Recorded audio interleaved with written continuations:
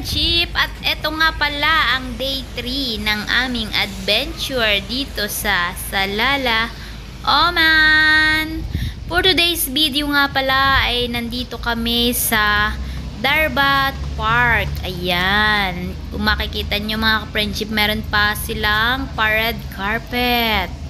Ayan, bago ka makarating sa ibaba. Ayan mga ka-friendship, panibagong araw nga mga ka-friendship, at panibago ring kasiyahan ang iyong mararamdaman kapag ganitong tanawin ang iyong mapapagmasdan. Ayan, at meron pa silang pa-heart dyan bago ka makapasok sa loob. Tingnan niyo naman mga ka-friendship, ang sosyal. At ang taga-video ko nga pala dyan ay si Amir. Ayan, shoutout ulit sa aking videographer. Muli mga ka-friendship, ay gusto kong samahan nyo ako na pagmasdan ang napakagandang tanawin at ang napakalawak na ilog na ito. Tingnan nyo mga ka-friendship, sobrang linaw ng tubig at napakaraming isda. Napakaraming isda mga ka-friendship. So hindi naman nila kinukuha yung mga isda na yan. Pinababayaan lang nila. At meron nga pala dito mga iba't ibang klase ng boat. Ayan, merong bibe, merong mga korting sasakyan.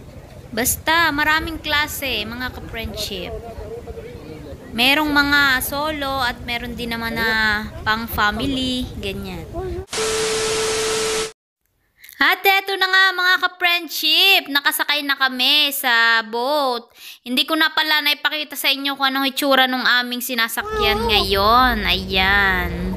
So basta samahan nyo na lang ako mga ka-friendship na makita ang napakagandang ilog na ito, napakalinis at napakalawak mga ka-friendship. Ayan o.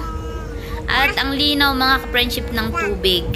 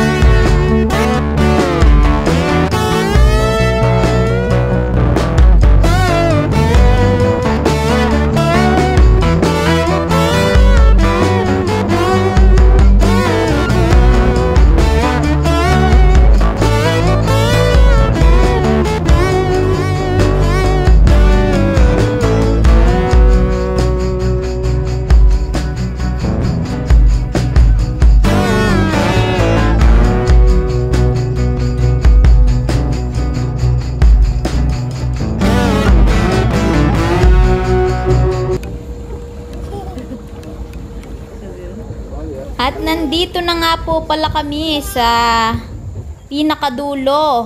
Ayan, hindi na namin nalibot lahat kasi nga 20 minutes lang yung binayaran ng aking amo. Kaya hanggang dyan na lang mga friendship. Thank you so much sa inyong panonood.